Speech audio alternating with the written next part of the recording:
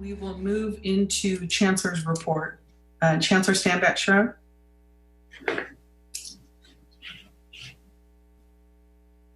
Thank you very much, Trustee Bonilla. So we have a number of things here under the Chancellor's Report, but the first thing I'd like to do is extend my congratulations to the graduates of each of the colleges: Merritt College, College of Alameda, Berkeley City College, and Laney College. I did get an opportunity to attend one of the graduation ceremonies as well, and really appreciated all of the excitement and really enjoyed seeing the students celebrate their accomplishments. The second thing I'd like to do is welcome Dr. David Johnson. He has been appointed as the president of Merritt College. He has extensive experience in the classroom and as an administrator, and that coupled with his appreciation for the value of collegial and consultative decision-making, his deep personal ties to the community have been invaluable in supporting and leading Merritt College. Before moving into administration, Dr. Johnson spent 15 years in the classroom, teaching at such institutions as the University of Washington, the University of California, Berkeley, the California State University, East Bay. But it was the experience of teaching in Peralta, first as a part-time faculty member and then as a tenure-track instructor in history and African American studies, that continues to inform his perspective and priorities as an educator. Over the last decade, Dr. Johnson has served in several administrative roles. He began his post-teaching career at Kenyatta College in Redwood City, where he was the Dean of Humanities and Social Sciences, and later the Vice President of Instruction. He then assumed the role of Vice President of Academic Affairs at Las Positas College in Livermore. His aspirations to return to his community were finally realized when he was hired as the Vice President of Instruction at Merritt College. Dr. Johnson was raised in Oakland, California, and is a product of the Oakland Unified School District. He holds a bachelor's degree in mass communications from UC Berkeley, a master's degree in communication from the University of Washington, and a PhD in history from UC Berkeley. So please do join me in extending a warm Peralta welcome to Dr. David Johnson as the president of Merritt College.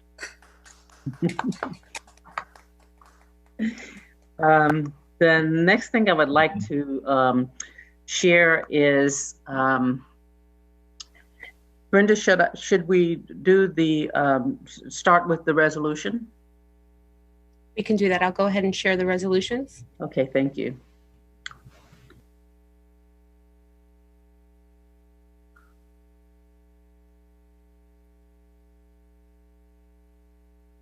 Thank you. Well, we have a student trustee that's leaving us, and so I would like to share this resolution honoring Dowell Stanley. Trustee Bonilla, the resolution is on. Would you like to do us the honors of reading the resolution? Yes, let me make sure I can fit it to my screen because it is very, very tiny. Hold on.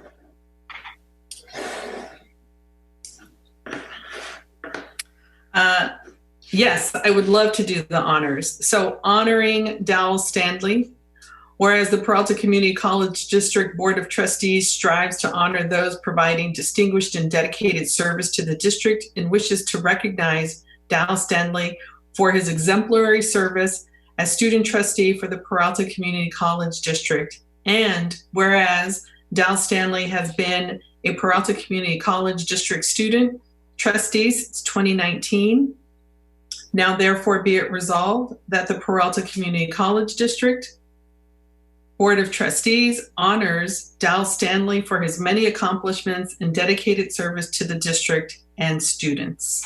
Thank you. Thank you. And Dowell, if we were there, we would be bringing you up to the front, taking pictures with you, giving you some flowers. But we hope that you will take our small token of appreciation with the gift card that was provided to you. I will. Thank you so much. Oh, yay. Yay. All right. We're going to miss you. Well, I'll miss all you guys too. I'll be sure to visit sometime. All right. We're counting on that. Sweetheart. Dowell. I will miss you so much. All right. Brenda, thank you. Is that the end of the resolutions? Yes, it is. I can go ahead and share student trustee Contreras too, but it's similar, so. Yes. And is student trustee Contreras with us tonight? Yes, I am. Okay, well, then let's see if you can, let's make that big, Brenda, so that trustee Bonilla can read that one as well. Trustee Handy, you got your glasses on? I do. Let's have you read it. It's in there, both of us. If I can wait, can you move there? Okay. Here we go. Oh, of course, my computer's trying to lock up the screen now. My screen is locked. I'm sorry. I can read the first part, but then someone will have to pick up. It says, whereas the Peralta Community College District Board of Trustees strives to honor those providing distinguished and dedicated service to the district and wishes to recognize Romina Contreras for her exemplary service as student trustee for the Peralta Community College District. And whereas Romina Contreras has been a Peralta Community College District student trustee since 2019, now therefore may it be resolved, and my screen is locked. So someone will have to read the, oh, thank you. Wait a minute, hold up, wait, hold on. Okay, now therefore, may it be resolved that the Peralta Community College District Board of Trustees honors Romina Contreras for her many accomplishments and dedicated service to the district and the students. Congratulations. And Romina, thank you so much. You bring so much to the table. You have so much passion for what you do, and I hope you keep that and let it continue to propel you to whatever your choices are for the future. And for Dawal, you are an amazing, absolutely sweet young man, but you also know what you're doing, and you bring a lot to the table. And I hope you continue to be successful in your endeavors as well. Thank you so much. Thank you. Yay. Yay. Hey, oh, look at you. Hi. I know you since you guys never get to see me with my hair down. That's what it looks like. Thank you all. I appreciate every single one of you. You guys do tremendous for the students, especially during these hard, difficult times. Every single one on the board, all from the administrators to the instructors to the students. You guys have been amazing. And thank you guys for everything that you guys still do and keep doing for us as students. All right, thank you. Well, don't you guys forget about us. I won't forget. I won't forget. We promise. Right. And then also accept our small token of appreciation as well with your gift card. Thank you, Chancellor. Of course. All right, thank you. The next thing I'd like to share on my report, I shared a report of the California Community College Board of Governors presentation. On the 18th and 19th, the Board of Governors for the California Community Colleges received a report on the fiscal health monitoring of the I'm elevating my feet, they're swollen from the heat. Brenda, go ahead and mute Romina's, yeah, thank you. Received a report on the fiscal health monitoring of the Peralta Community College District. That report came from Mr. Jim Austin, who has been serving as the fiscal monitor for Peralta. The board agenda item, I shared it with the board members, and it's available on board docs if you go onto the California Community College System Office website for the Board of Governors agendas. The board agenda item addressed a number of things, and then I was given an opportunity to provide 5 minutes of comment on the report that was given. I did provide some remarks, and in those remarks, let the Board of Governors know that, of course, these were some difficult times as people responded to the pandemic, and we have the release of the May revise, and we have what's on the other side of the hold harmless arrangement with SCIF. So there were a number of things that we knew would lead us to some very difficult conversations and hard decisions that will have to be made. I also shared the progress on the Fitmac recommendations, where I reported 72 of the 75 recommendations have been addressed, and most of them are complete, and many of them are ongoing, meaning they're not designed to be complete. So for an example, if you are going to do certain communication or monitoring, enrollment management, that's all going. It's not a one and done thing. And then that there's a couple of negotiations, recommendations that require negotiations that we haven't started. But all in all, we have really done a wonderful job in addressing many of the recommendations. They inquired, asked a few questions, but expressed positive comments about the site that we set up that includes our regular ongoing self-assessment of the Fitmac, as well as the evidence that is listed to show it's not just that we said, yes, we're great, but that we also showed the evidence that we met those recommendations. And when we did our self-assessment, we've done self-assessments, we did it in November and we did it again in May. It's been really wonderful to watch that score of 69, which represents a high risk, go down to what we termed as about 5.3.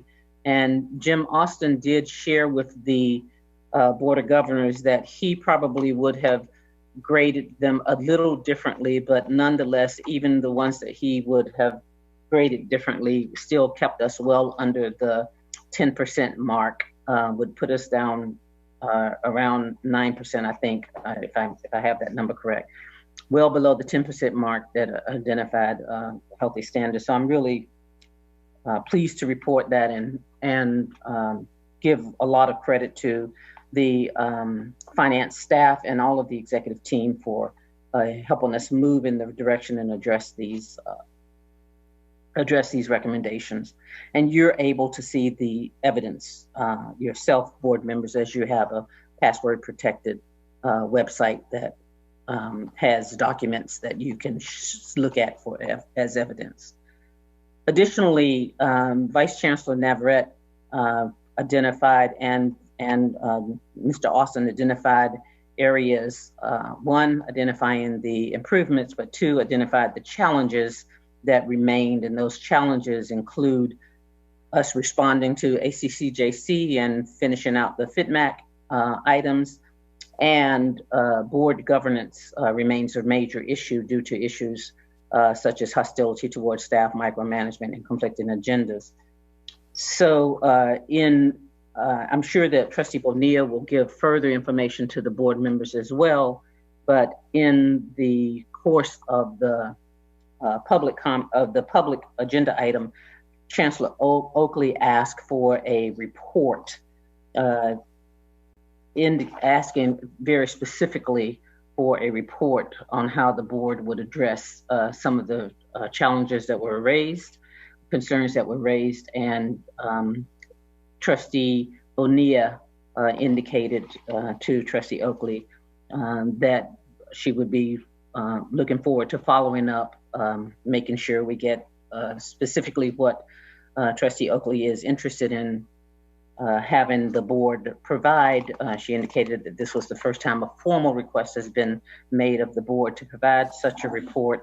So we have been following up in the process of making sure we understand what Chancellor Oakley is requesting. He did provide some further information to Trustee Bonilla as well, and I provided that information to you and to all of the board members in an update.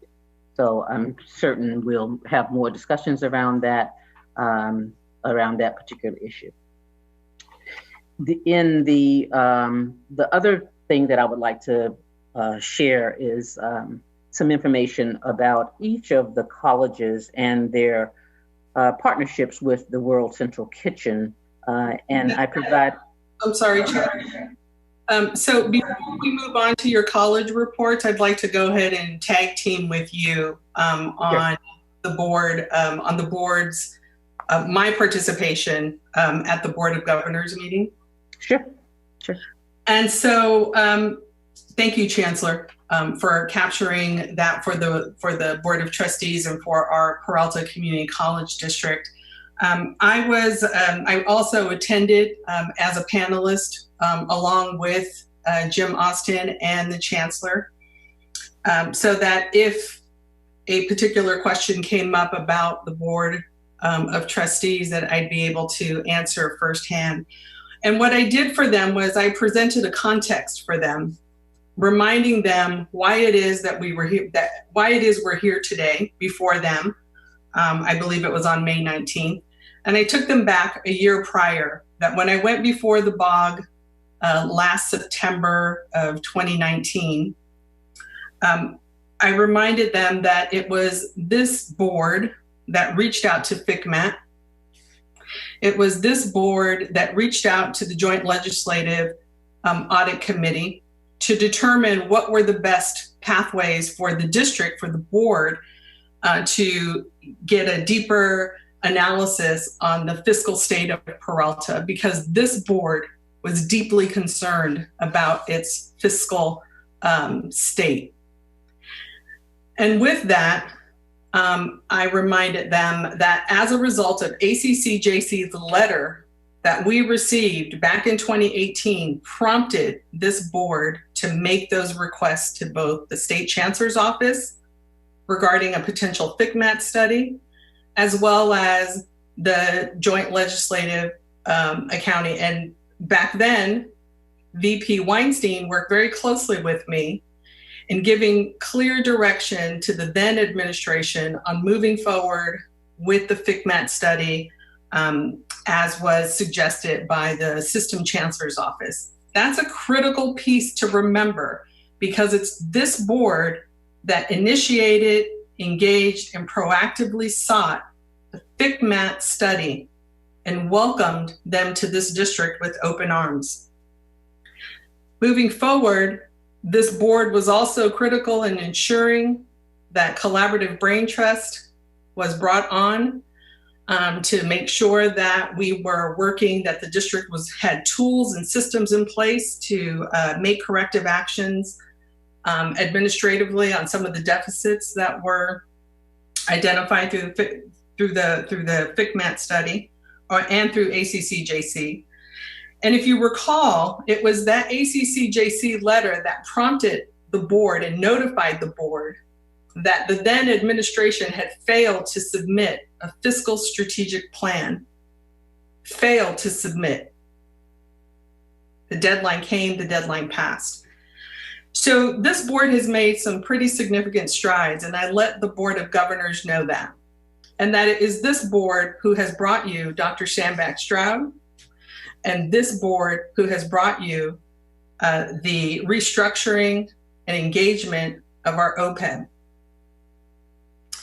And so with that context that I laid for the Board of Governors, Chancellor Oakley then responded to a whole litany of a formal request, I should say, that the board provide a report. Now, I was a little taken aback by that, because I had not been notified in advance that that could potentially be an ask. And so if the board would have known that there was going to be a specific or a formal ask of the Board of Trustees, I think our participation and our participation at this May 19th Board of Governors meeting, we would have attended with a different frame of reference. After that meeting, I responded to Chancellor Oakley and asked that I would definitely follow up with him to get more specifics and details about what type of plan he was anticipating, because again, this is a very non-traditional ask of the board. The board does not have tools from which they develop a set of reports or plans that we give anyone aside from ACCJC relative to board governance and fiduciary responsibilities of the Board of Governance standards.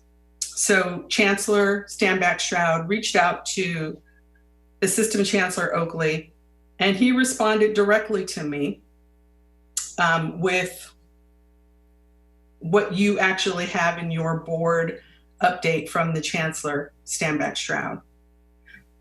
That detailed information is still unclear because we don't know what the dates are. We don't know what the format is. There's a lot that we don't know. But because we have already established an ad hoc committee that deals with CEO board evaluation tools and board development, I would imagine that we would be providing some feedback to the Assistant Chancellor's office. And then we thought about the board officer and myself, or I should say Vice President Reese, and I also discussed putting together an ad hoc committee for finance and budget, board policy updates and revisions, because that is what most closely aligns to the 13 or 14 specific areas under board governance in our ACCJC standards. So I will provide more context to you as that information becomes available to me. Thank you. And I can turn it back over to the Chancellor. All right, thank you very much. And I tried to share with all of the board members the extent of the information we had. I thought it was important for us because in the public comments, Chancellor Oakley did make reference to different choices and options that he would look to, and that included the appointing of a special trustee. And so I thought it was really important for the entire board to know the level of discussion that was taking place at the public Board of Governors meeting, and then have the details that Trustee Bonilla referenced. And I will continue to get as much information that I can in terms of timelines and deadlines and format and structure and those types of things in order to support the board in being able to provide what Chancellor Oakley is asking for. Thank you, Chancellor. We may have some questions by trustees about this particular subject. So I do see Trustee Gonzalez, you win. Thank you. I'll make this brief. I would simply like to associate myself with the comments of the board president. Thank you. Thank you for that. You know, the other recommendation that I would make too as well, since this is a report or a plan of action, quote unquote, that is asked of the board, it seems better and more prudent that the board president initiate and have those communications with Oakley rather than going through the chancellor.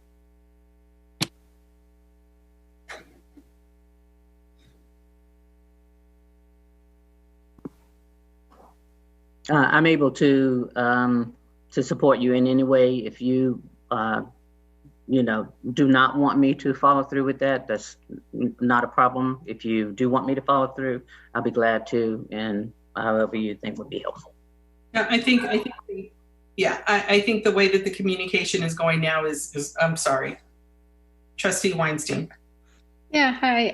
I want to thank you both for making presentation. I want to thank you, President Bonilla, because I remember going through that experience with you, and we did the best that we could. And certainly at that time, we also reached out to our state representatives who responded very positively to our board and to the importance of our community colleges. So I think we have a lot more positive than many would think. But I would like to ask the Chancellor, when you talk about, Chancellor Oakley, but when you talk about the special trustee, do you want to tell us a little bit about what exactly that is? I don't know that I'm the best resource for the nuances of the special trustee. I know that Chancellor Oakley has a range of options according to the Ed Code, and that the appointing of a special, it could be anything from appointing a fiscal monitor, appointing a trustee that has more limited role, and appointing a trustee who has the ability to remove one or some or all of the board members. So I'm sure that the Chancellor's Office is in the best position to be able to, the State Chancellor's Office, to be able to tell us the nuances of what the appointment of a special trustee would look like. My general understanding of this, and I know that in many cases there is history and there is context to be understood, but my general understanding from the presentation and from the comments that were made was particularly attention and concern around the governance, around board governance and the development of the board.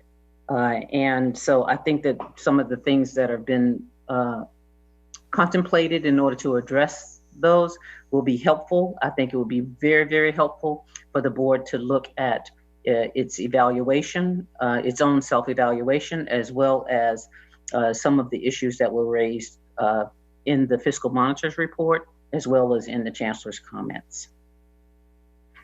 So, oh, I'm sorry, Trustee Weinstein, do you have a follow-up? Yeah, I do. So thank you for that. I have two questions, actually. One is, I think that it's important that when the issue of a special trustee, whatever the definition of that is, I think it's really important that that be made public, because I think people are nervous about that. And if the Board of Governors is not explaining what it is, it's just something that I think is just frightening people, and I don't think that's the best way to move forward. So I'm hoping that we will get information about what that is specifically, and how those decisions would be made. Second of all, I do, and I do want to continue to support this. I do remember, I think it was in January or February, we were going to have Helen Benjamin come and speak with us about, or Dr. Benjamin come and speak to us about board evaluation. And so I do think that we made an effort. Unfortunately, COVID kind of stepped in, but I think that, as you mentioned, I think Dr. Benjamin will be coming back, and I think that's a very positive thing. Thank you. Thank you for that, Trustee Weinstein. I see that Trustee Ewan has his hand raised. Just to follow up, Chancellor, thank you very much for the clarification. In your clarification, you referenced the Chancellor Oakley's authority under the Education Code to appoint a special trustee and so forth. What specific sections of the Education Code are you referring to, please? I'll send those sections to you. Jim Austin did provide that to me at one time when I asked that question specifically. And if I said Chancellor Oakley has the range of options, but actually he has the range of options to make a recommendation to the Board of Governors. And okay, but you will provide us with the information that Jim Austin has provided you, yes, and any other information you believe would shed light on the Board of Governors' authority to appoint a special trustee. Oh, absolutely. In these circumstances. Yes. Thank you.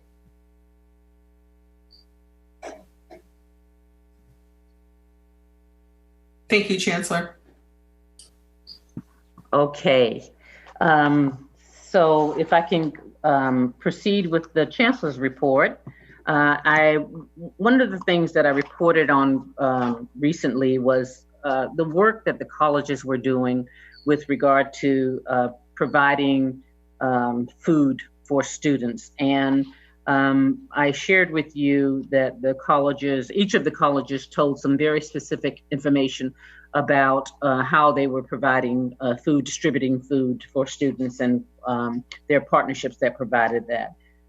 The colleges are engaged in a partnership with the Eat, Learn, Play Foundation. It is Stephen and Aisha Curry's foundation, and is committed to unlocking the amazing potential of every child by fighting to end childhood hunger And in doing so, each of the colleges have, particularly during these response to the COVID-19 pandemic, have engaged in these various relief efforts.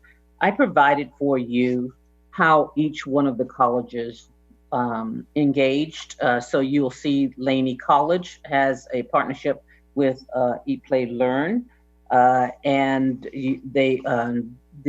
President Gilkerson provided for this report some of the details of the partnership. She provided some wonderful pictures that showed the engagement of Laney College and how they were able to distribute fresh produce and lunch for the students. They distributed more than 3,500 meals since the start of the partnership.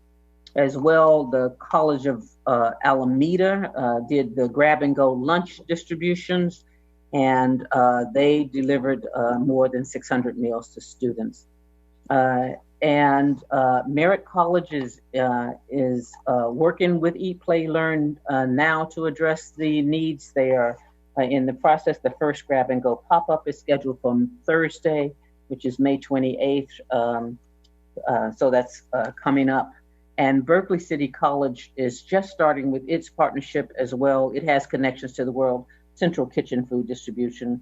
It has connections and is making connections with the World Central Kitchen Food Distribution, and they're prepared to connect with Berkeley High School and UC Berkeley as well for some distributions. And all of the colleges have indicated their thanks to Foundation Director Lanice Jones for being so instrumental in supporting each of the colleges to secure these meals for students and to strengthen their partnerships with the Eat, Play, Learn Foundation.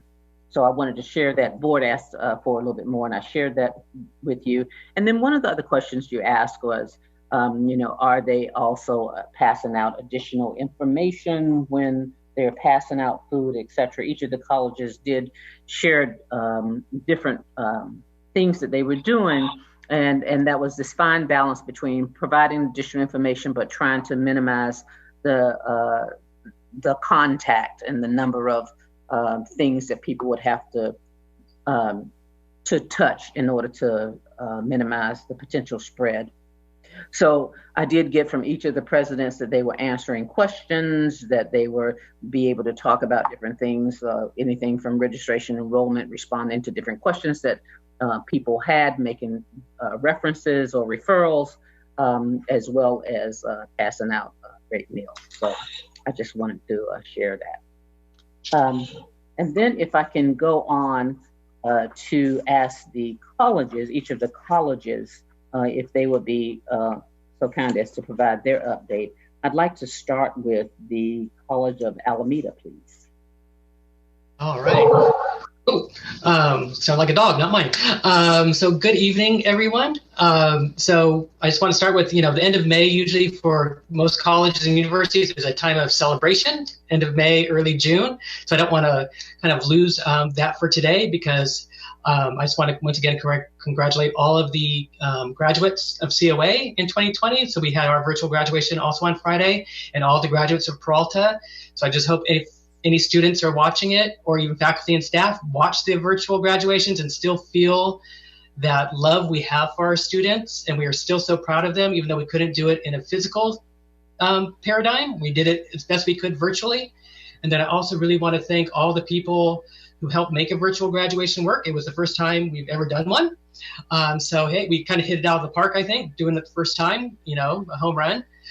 So we had a lot of people at the college and at the district office that really helped us put this together. So that shouldn't be forgotten, that still a graduation is an endeavor to place, even if it is virtual. And so it took a lot of work. I think we did an excellent job.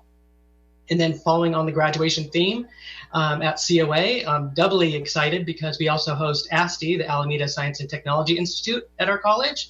And their graduation from high school is right now too. And so this morning I was able to give them a small video of celebration for their graduation. So we're very proud of our ASTI graduates at COA who have spent 2 years of their college, most like their junior and senior years, taking college level courses.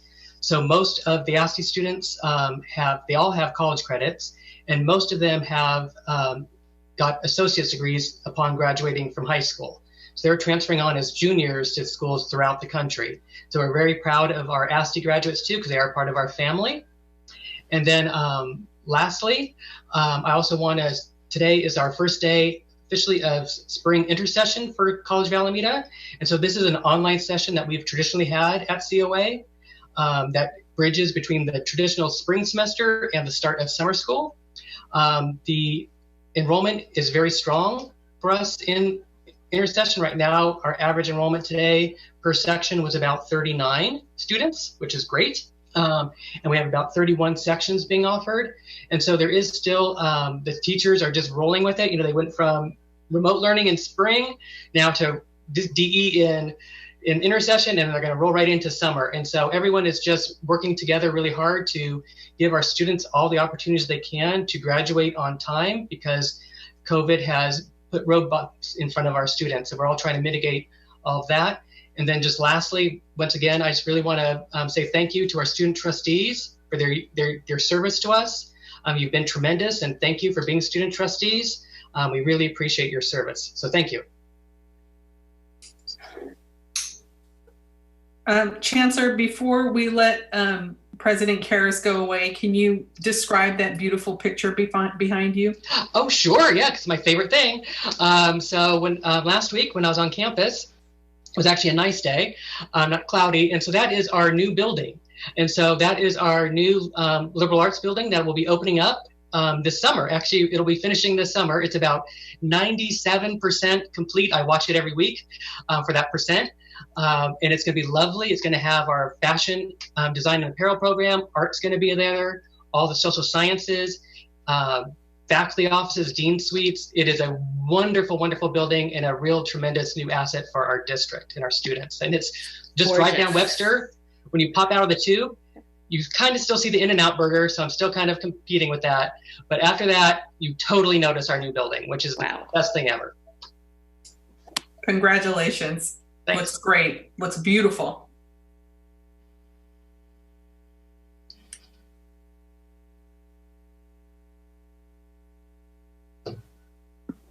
Okay, thank you.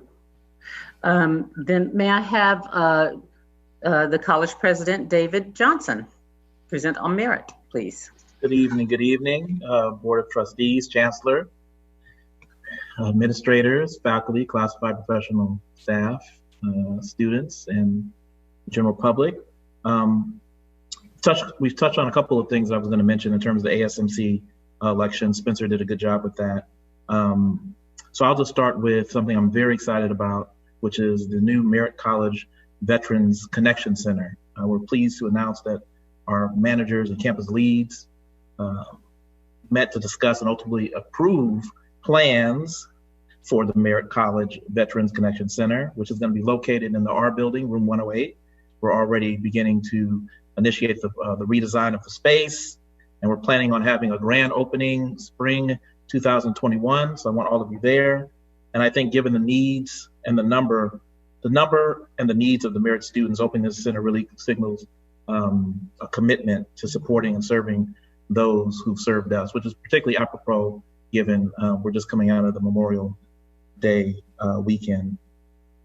I want to talk a little bit about some of the support we've been giving in terms of our emergency aid grants. We sent out messages to approximately 6,300 students with information regarding emergency aid grants. Within the first 5 minutes, we had 700 students click the link to apply for our grant. So just a quick breakdown of what we were able to do. With the Hunger Free Emergency Food Grant, received 268 applications. We were able to award 200 students a Safeway card in the amount of $100 each. For the Student Equity Grant, we were able to provide 40 students with $500 one-time grants. The AT&T Promise Grant, Support Scholarship rather, 23 students, one-time grant in the amount of $100. And finally, the Peralta Dreamers Scholarship. We were able to award 11 Dreamers from Merritt College a scholarship of $150. So really excited about that. The Chancellor mentioned that Our maiden voyage is Thursday, our first grab and go pop-up from 12 to 2. We're going to be at the David E. Glover Education and Technology Center, which is located 6948 Foothill Boulevard. Thursday afternoon, noon to 12, 6948 Foothill Boulevard. So we would love to see you there. We're going to distribute, it's our first time, 350 lunches. We're going to provide packets that contain class schedules, program brochures, registration materials, and just, again, promoting as the summer school starts, the Merritt College Chromebook lending program. So we look forward to see you're all welcome to attend, and hopefully we'll see you there. And finally, I just want to say, just to echo something Tim said, we were the first one, May 20th, we did the first virtual commencement, and it was a little different, okay? But I want to commend not only Doris Hankins on my campus, but I want to give a bit of a shout out to Delisle Warden, who helped coordinate all of the campuses to be able to participate on the contractual end. I know that's not always gets a lot of attention, but he was able to really help facilitate that process. And as I told the graduates, I mean, it's a virtual commencement. They're still entitled to wear that robe. It means just as much this year as it would any year. So I just want to congratulate them on a job well done, especially as they've had to navigate uncharted waters. So that's the report from Merritt College.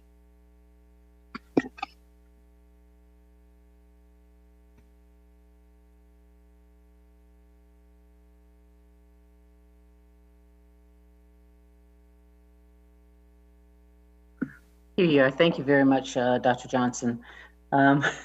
May I ask Dr. Gilkerson to report for Laney, please?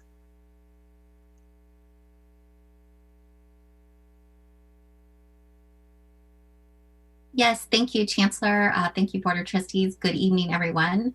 I'm going to start my board report actually with sharing a little something with you all first. So I'm going to go ahead and share my screen. Okay. My name is Archie Williams. Right, let's get to know you first of all, Archie, a little bit. Okay.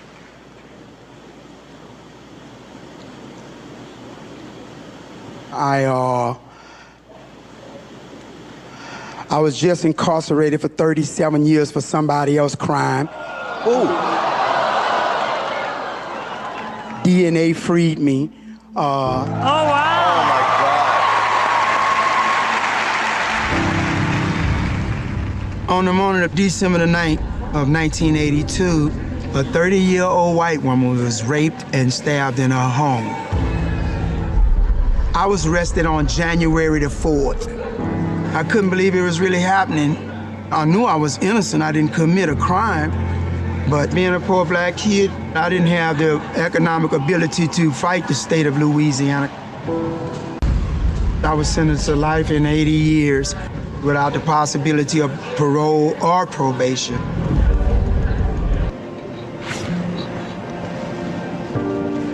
When you're faced with dark times, what I would do is I would pray and sing. This is how I got peace. I can't lie. No more of your darkness.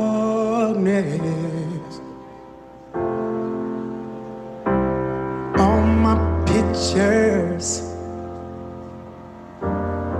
seem to fade to black and white.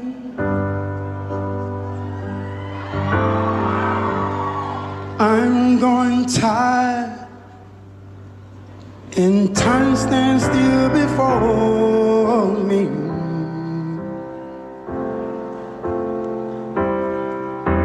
Frozen here on the ladders of my life.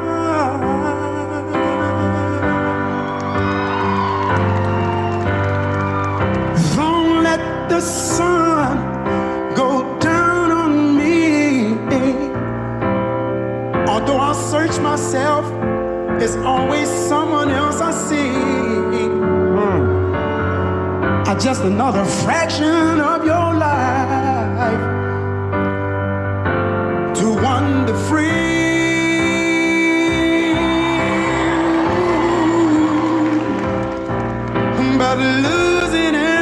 thing. It's like the sun going down on me.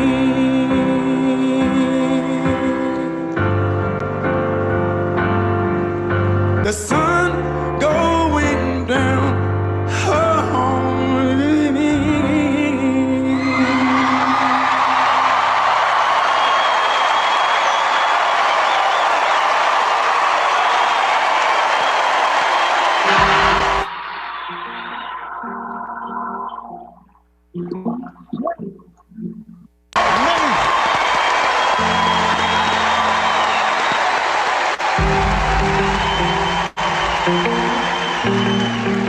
Oh my gosh.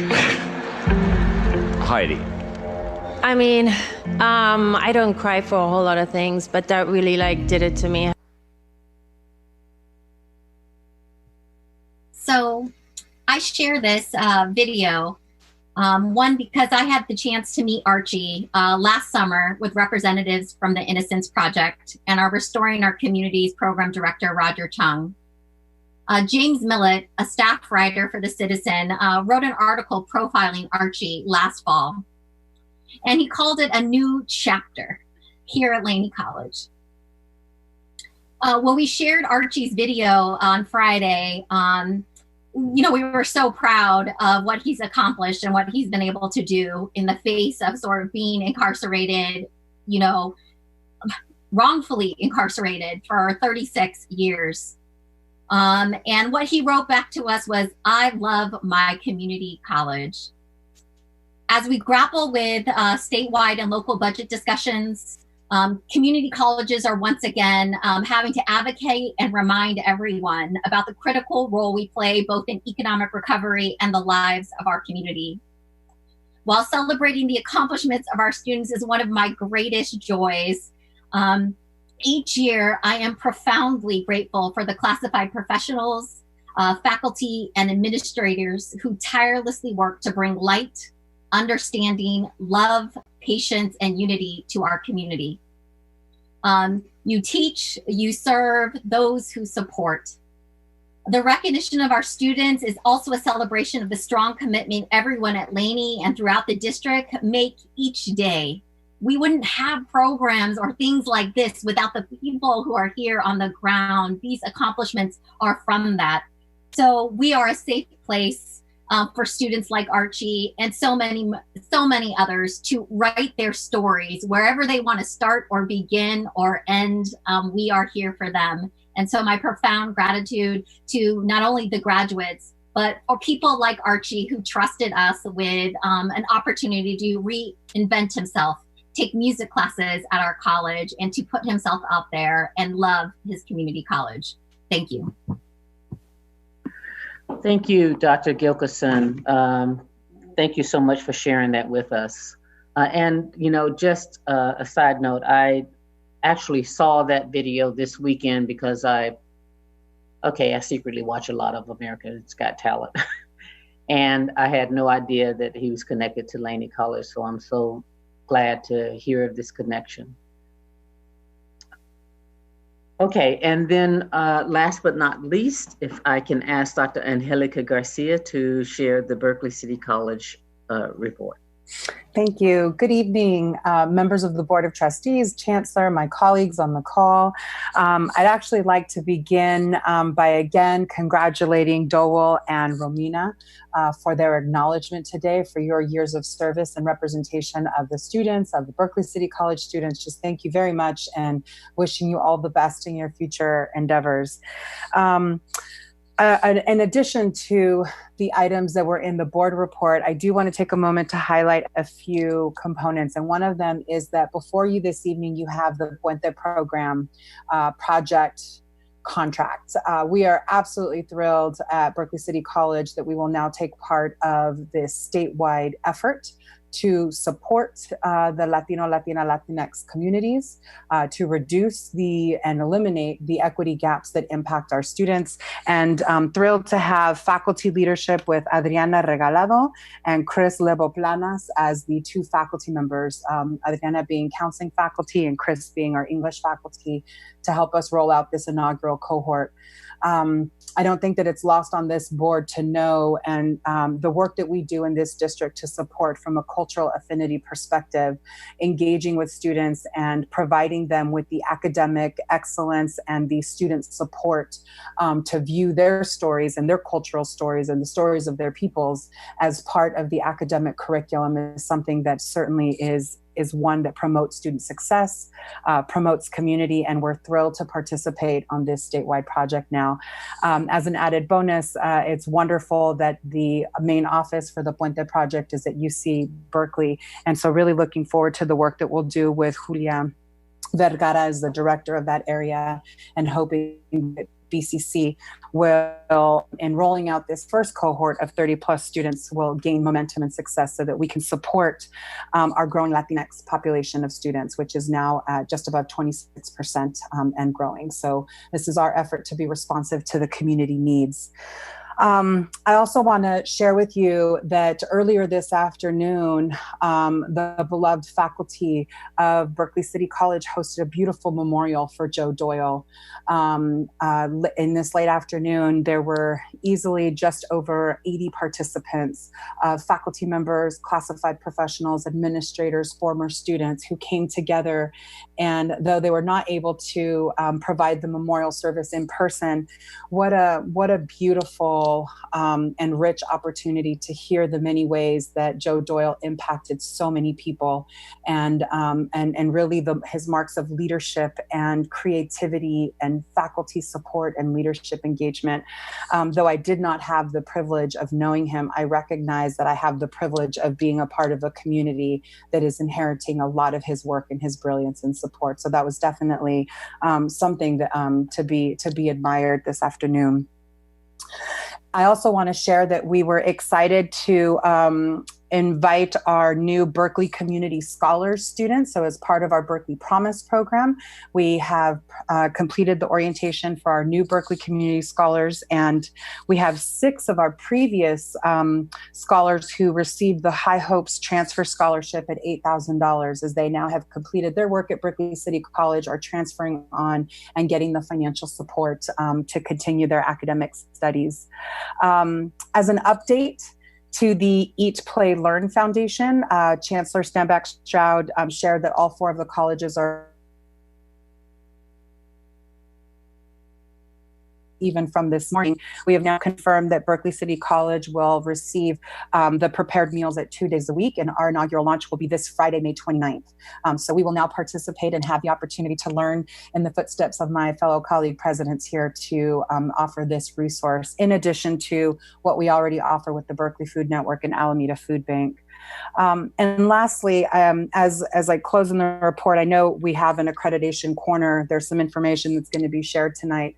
As we are closing out the year, I really just want to extend my gratitude to classified professionals, to faculty, to the administrators for their tireless work, not just in closing out this academic year, but ensuring that we continue to do the work over the summer to be prepared to support and teach students in the summer and the fall. And that also includes ensuring that our college gets to tell our story, that as we prepare for accreditation, as we finalize our institutional self-evaluation report, that we do right by our community, by the work of this district, by the work of this college. And so we're very excited to continue that process and be ready to start the new academic year, showing our strong foot forward and telling our story about promoting academic success, student completion, and ultimately eliminating equity gaps. Thank you very much. That concludes my comments.